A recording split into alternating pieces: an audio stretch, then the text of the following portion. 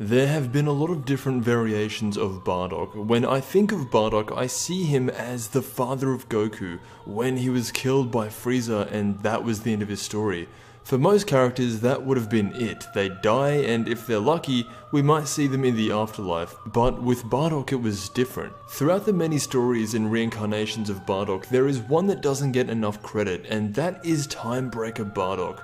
We've had stories of Bardock traveling back through time to become the first ever Super Saiyan, but this is different. The story of Timebreaker Bardock starts like most of the Bardock stories, with him coming to terms with what is going to happen to his race and to his planet. However, this time, just as the attack is about to hit, he is saved by Mira, and although Mira saved his life, he puts this mask on him, and from that point, Bardock is now known as the Masked Saiyan, and what this mask represents is that it is him being controlled. While wearing this mask, Bardock is under the control of Toa and Mira. Now, Bardock has always been one of my favorite characters. Ever since the father of Goku, I just think that he embodies what a Saiyan is. And even though in that time period, Saiyans weren't very strong, Timebreaker Bardock is actually impressive and is on a whole other level compared to his regular self. One thing that has been notorious with Bardock is his ability to see into the future. That's how he was able to see the extinction of the Saiyans, and how he saw the first Super Saiyan 20 years into the future.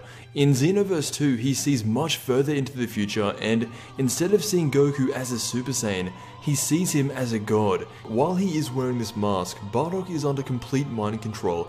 However, eventually the mask breaks, and this goes on to Bardock taking down Mira, who in this version of events saved him from Frieza. Now, we've only seen Timebreaker Bardock in games and not in a series like Dragon Ball Super, and the reason for that is Bardock's dead. He wasn't saved, and along with the rest of the Saiyans in Universe 7, Frieza killed him. So I don't think we'd be seeing Bardock in a series like Super anytime soon, because everything to do with him recently has come out of a video game. If Bardock was to ever come to Dragon Ball Super, again, we would have to be dealing with time travel. I think it's been too long for him to be revived. There are beings that we know of that can manipulate time, but Whis can only do it for 3 minutes, and while the Grand Prix could probably do it for longer, unless they wanted to find out more about the heritage and history of Universe 7 Saiyans, reversing time all the way back 30 years plus, right now, I don't think it's in the picture. Anyway, I just rewatched the Bardock OVA and remembered how much I like his character, and since there have been so many different versions of Bardock, probably more than any other character, I wanted to check out Timebreaker Bardock, so